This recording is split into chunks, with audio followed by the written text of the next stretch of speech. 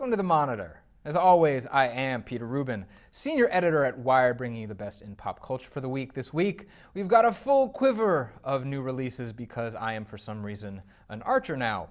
We have a comic book that I'm looking forward to because it is co-written by one of my favorite comedians. We have a video game that is not the video game you might assume I'm going to talk about for the week. But first, we have a new James Bond movie, Skyfall. This is, I believe, the 173rd Bond movie. It is also 50 years since the first actual real canonical Bond movie, Dr. No.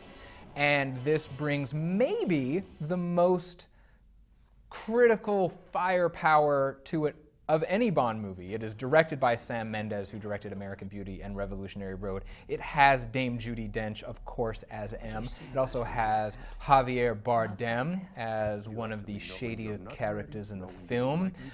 This one is a bit more mortality-obsessed than other Bond movies.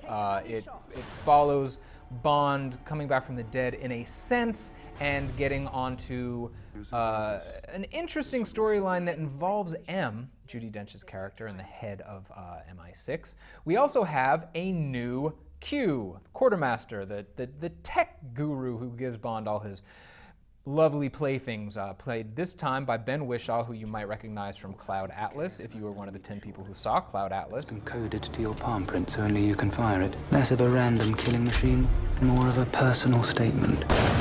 Q. 007. But that is out this weekend. It is going to make probably, I'm just going to be conservative and say $3.5 billion at the box office domestically. So you could be one of those people, because you like being in the know, right? So go check that out this week. But now, let's talk about video games. Thank you.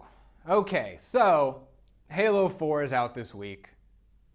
Let's talk about a different title that happens in space. And that is what? Angrybirdsstarwars. What's that you're saying? That's two different games? That's two different things? No, it is not. It is one thing. It is out this week for your phone of the i variety. Rovio is bringing us with a little help from the now Disney-owned Lucasfilm conglomerate. Angrybirdsstarwars.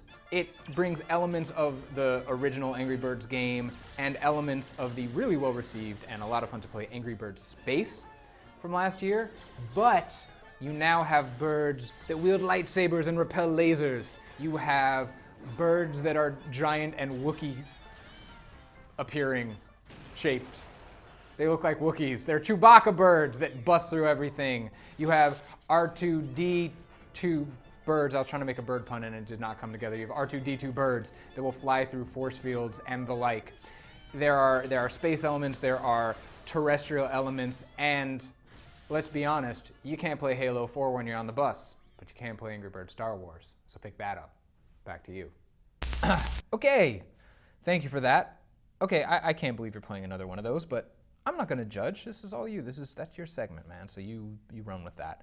But let's talk about comics for a little bit. Now, as I've mentioned in previous weeks, Marvel has begun their Marvel Now initiative, which is essentially a universe-wide reboot with giving their major superheroes and superhero teams kind of issue #1, starting over, new run for everyone. And this week, we've got not one of their marquee superheroes, but we have Deadpool, the wisecracking Wade Wilson, the merc with the mouth.